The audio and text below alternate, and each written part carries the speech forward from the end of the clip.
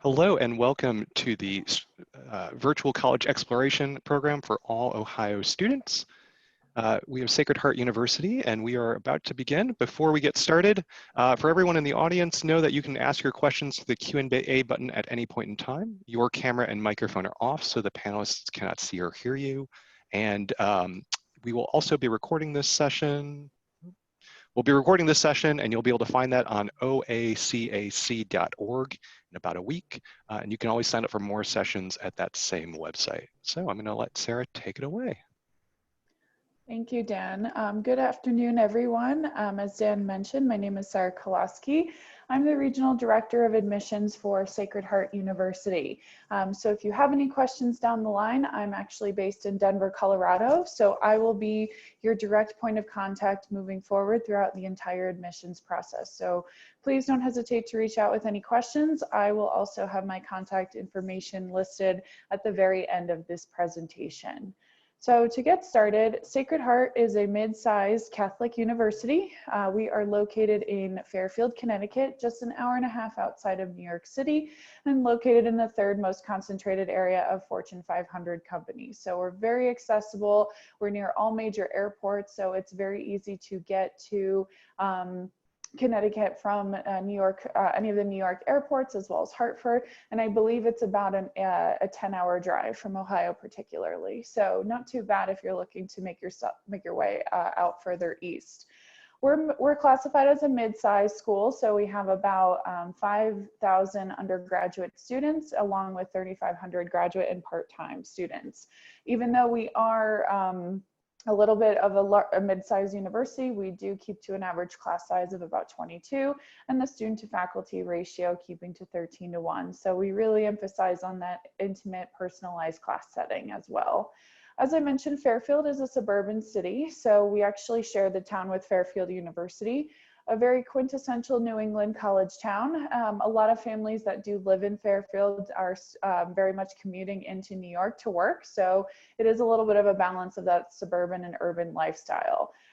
You can see where all the major airports are on this location. And like I said, given our location itself, we have a wealth of opportunities for students who are looking for those internship or experiential learning opportunities as well. All of our majors do require at least one internship to graduate, so everything's pretty much in our backyard. To give you an idea of what we offer academically, we have 60 undergraduate majors to choose from, as well as 40 combined or accelerated graduate prospects as well. We're seeing about 40% of our students come back to a grad program at Sacred Heart, just recognizing that return on investment. We've modified our curriculum to really emphasize what the modern student needs. So we are this hybrid of liberal arts meets career education. So that means you still have the opportunity to come in undecided if you aren't sure about what you want to study. Majority of our students do come in undecided, but most popular majors include our direct entry nursing, anything in our health profession, so physical therapy, occupational therapy, athletic training, business, criminal justice, and cybersecurity, all of which have their own combined or accelerated master's learning opportunities as well.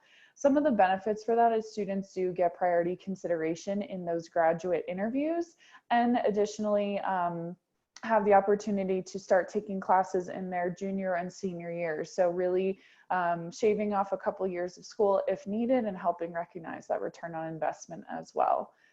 For my undecided students, you can participate in what's called our Major in Success program. So while you are partnered with a traditional academic advisor, you're also going to have a career advisor working with you simultaneously to make sure that you're doing everything you need to do on the back end to make sure that you are looking at those internship opportunities, getting that real life experience as you're navigating everything in the classroom, and not waiting until, say, sophomore year or junior year to make that decision ultimately.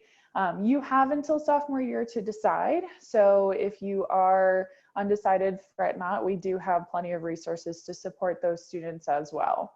Additionally, all of our students will take advantage of our first year experience course, which is an 8-week non-credited course that supports students in transitioning to college overall. We know this is a very transformative and vulnerable time for our students, so we want to kind of put everyone on the same playing field and make sure that you have all the resources that you need as soon as you walk in the door.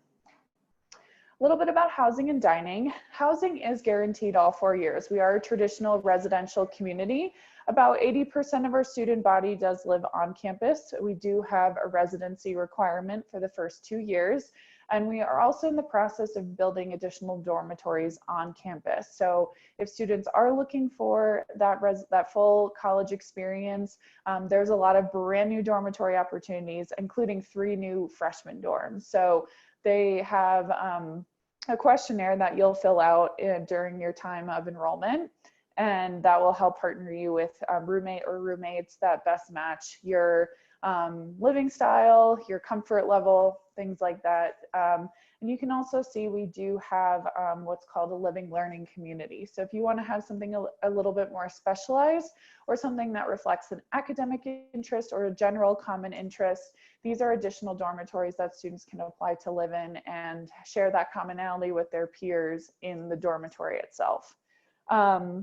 Dining is also great. There are a lot of options.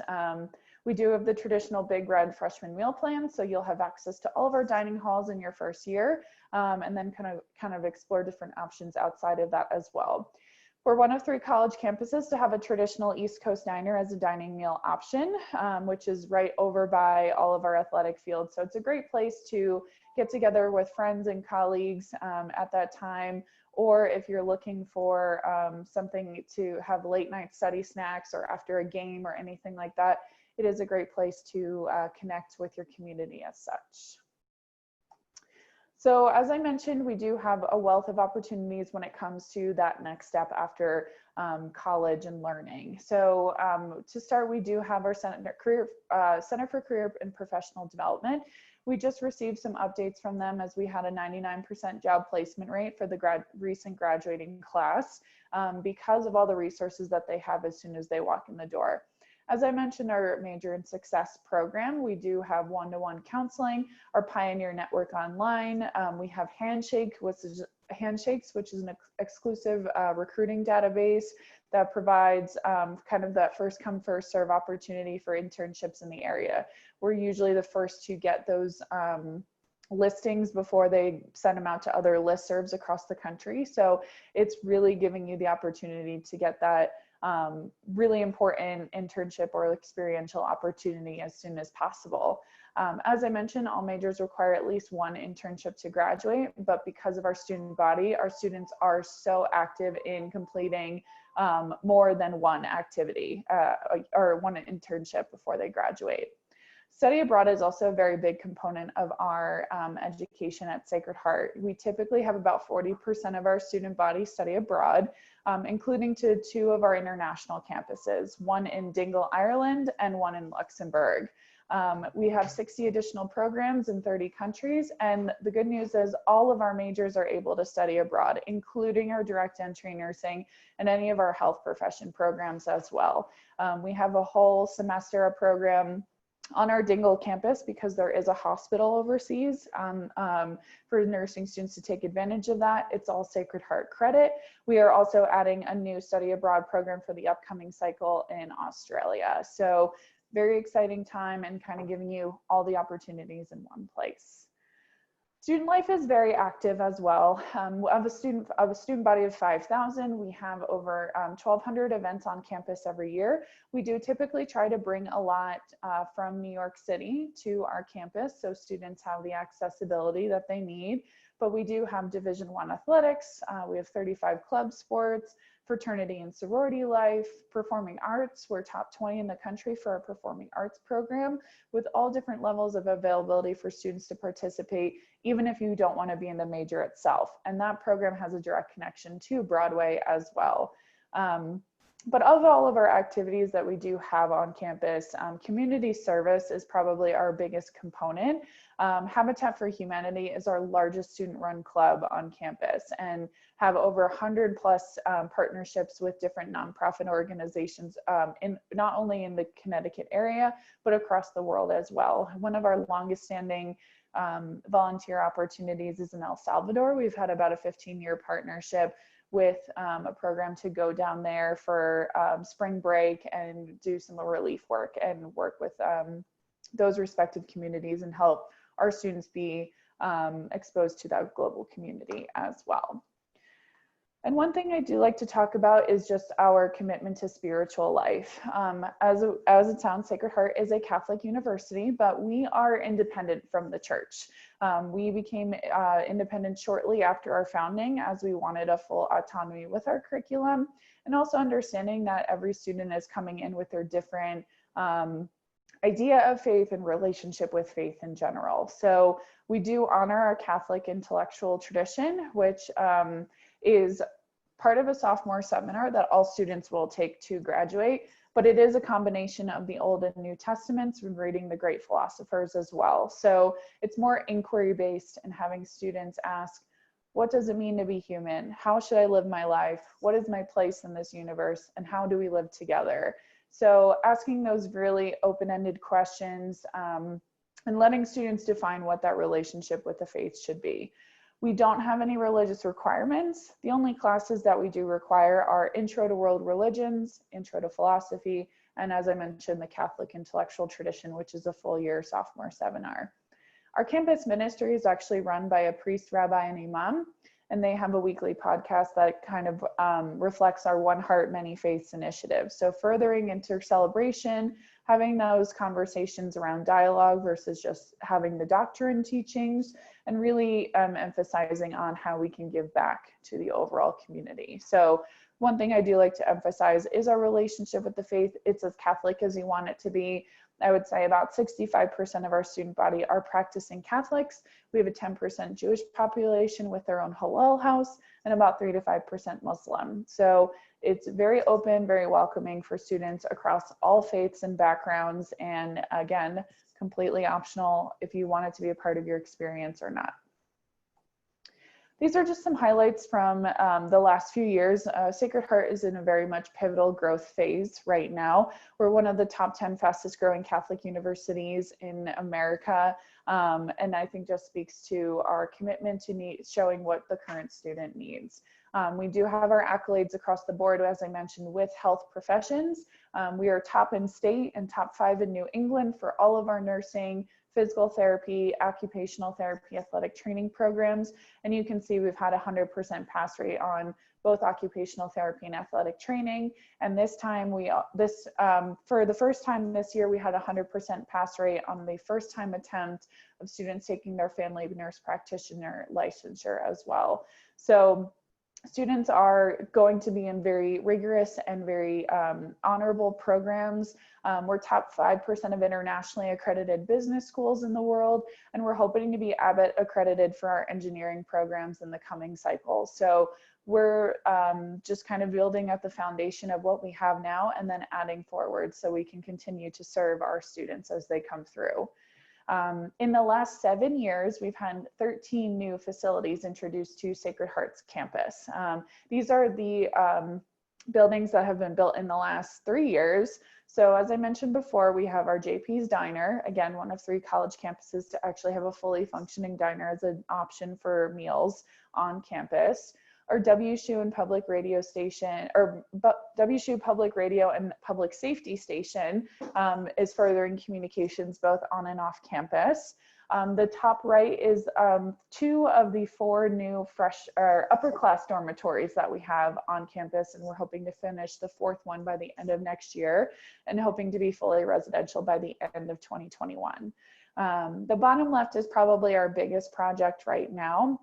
It is GE's former headquarters and is now home to our West Campus and furthering growth in innovation, technology, design, and engineering and moving forward. So it is home to an 11,000 square foot makerspace, an artificial intelligence labs, game design labs, computer science labs, and our College of Business and Technology will also be home here as well.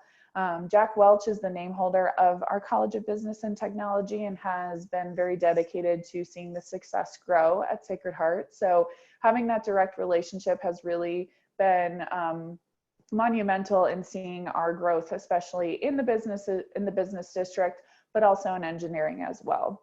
If you have any students who are interested in engineering, it is not impacted, which is great news. So my undecided engineers who want to come and have that one-to-one learning with faculty, the department chair of Sacred Heart is the former head research scientist at Yale University. So he's bringing his own expertise. They're working on a lot of amazing projects right now, and it is pretty much open to any students, even if they're not in the major, to use those facilities as well. So it's a great time to come in. We're looking to add new engineering programs this year. Currently, we have computer and electrical engineering. With our partnership with University of Bridgeport, we're looking to acquire all of their engineering programs as well. So this year, students will also be able to apply for mechanical engineering moving forward. In the bottom middle is our Bobby Valentine Athletics and Recreation Center. So we do have now 2 separate spaces for not only the varsity athletes, but our club and recreational students as well. Has brand new bowling alley, indoor track, rock wall. Classes are available for students to take part in, and it's all part of your semester and everything that's included there. And finally, we have purchased a community theater in downtown Fairfield. So as I mentioned, we are top 20 in the country for performing arts. We have 28 different performing arts groups on campus. Again, it's all to the students' discretion of how much or how much little they want to be involved, but it is a great way to be in part of the performing arts group or a supporter as well. One other new update that I do have is that we are building a full-fledged ice hockey arena. It's a $60 million project that we're hoping to be done by the start of 2022. That is currently in the works as well. So we have a lot of growth on campus. It's a really exciting time at Sacred Heart, only to further the resources that are available for students on campus moving forward. And I just wanted to provide an overview of our application process. So these are deadlines. They have been updated since last year. One thing I do want to stress is if I have any students that are interested particularly in direct entry nursing, you must apply by December 15th. We are on the Common Application. All we ask for is a high school transcript and a letter of recommendation. You can also see the sort of academic profile listed on here, but I do want to stress further that all of our majors are test optional. That means we do not require scores. It is not something that is needed for consideration, but if you fall in those categories of either for the traditional university application of an 1150 or above, or 27 or above on either exam, I would send them just to be considered for further scholarship and such. And then nursing is about a 1250 SAT and an average ACT of a 30. We will take self-reported scores until the time of enrollment. The big thing I always encourage our students to participate is either our virtual events, or if they're able to interview with me directly. Demonstrated interest is a very big component of our process. So we have moved all of our events to virtual. And there is an incentive if you complete our full 4 virtual session Admissions 101 series. It's 4 different sessions. You can qualify for a fee waiver this year. You must complete all 4 events by October 15th. Everyone who is admitted is automatically considered for a merit-based scholarship. So right off the bat, you don't have to do any separate applications for scholarships. It's automatically considered based on your application. And there are opportunities for additional talent-based scholarships, which are stackable on what you may receive on the merit side. And if you are looking to apply for financial aid, we accept both the FAFSA and the CSS profile. And finally, I just wanted to highlight some of the changes that are happening on campus currently since we did open for the semester. These are the updates from the coronavirus planning team as of August 21st, as they were starting to bring students back to campus.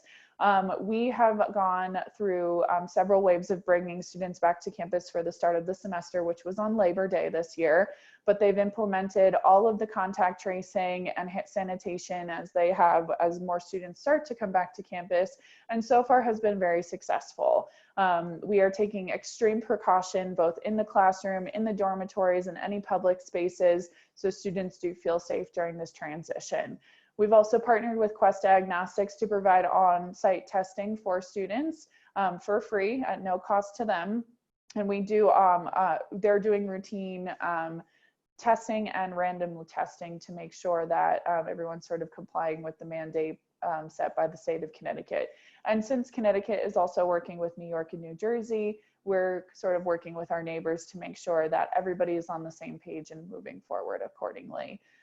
So if any questions about that, let me know. These are kind of the list of the socially distanced activities that they do have set for the semester at this time, just so students aren't sitting in their dorm idle and not participating in anything fun.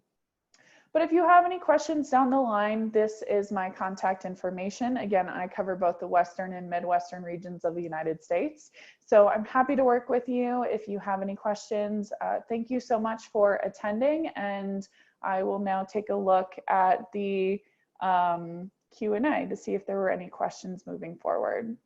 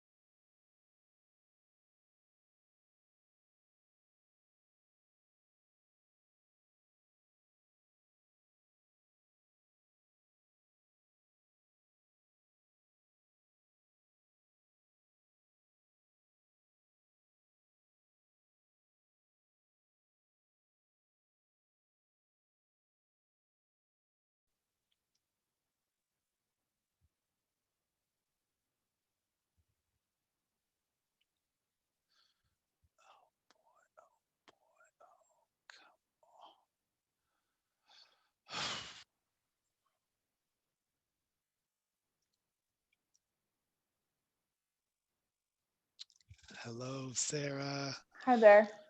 Sorry for being a minute or two late there. That's okay. Let's see, I'll share my screen back.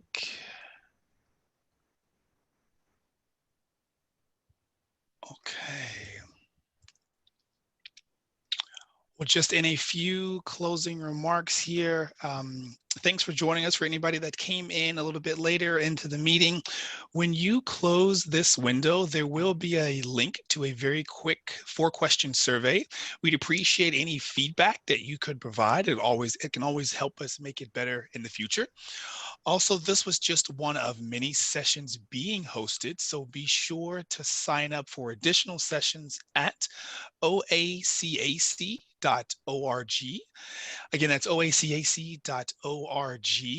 In about a week, you'll be able to find this session's recording as well as all of the other session recordings, again, at oacac.org. Thank you for attending the webinar, and thanks to Sarah for the great information, and enjoy the rest of your Tuesday.